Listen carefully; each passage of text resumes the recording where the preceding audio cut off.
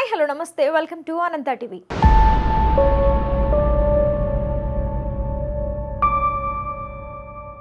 Junior NTR తాజాగా దేవరా అనే powerful action entertainer మూవీలో హీరోగా నటించిన విషయం మనందరికీ తెలిసిందే.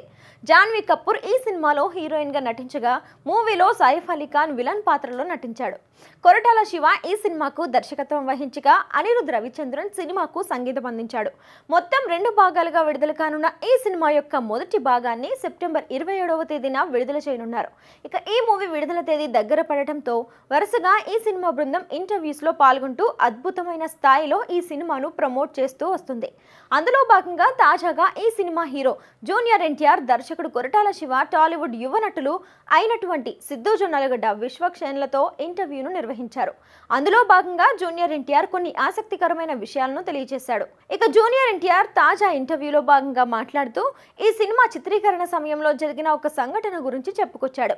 ఈ సినిమా షూటింగ్ మొత్తంలో ఒక కష్టమైన సన్నివేశం జరిగింది. సన్నివేశం కష్టం కాదు కానీ అక్కడ పరిస్థితులు చాలా కష్టం. కొరటాల ఒక సీన్ తీస్తున్నాడు. అక్కడ ఘోరమైన ఎండుంది, విపరీతమైన ఉక్కుపోత. ఎప్పుడు ఈ షాట్ అయిపోతుందా అనుకున్నాను. ఎట్టకేలకు ఆ షాట్ అయిపోయింది. ఆ పక్కనే చిన్న ఏసీ రూమ్ ఉంది. వెళ్ళి పడుకుందాం అనుకున్నాను. డోర్ పెట్టుకున్నాను, పడుకున్నాను. వెంటనే కరెంటు పోయింది. బయటకు వెళ్దామంటే తీవ్రమైన ఎండ, లోపలే విపరీతమైన ఉక్కపోత. దానితో ఏం చేయాలో తెలియక వేసుకున్న బనీన్ను చింపేద్దాం అనుకున్నాను. అన్నంత కోపం వచ్చింది.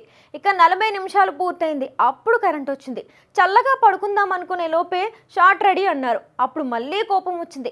ఇక ఏమీ చేయలేకపోయాను అని ఎన్టీఆర్ చెప్పుకొచ్చాడు.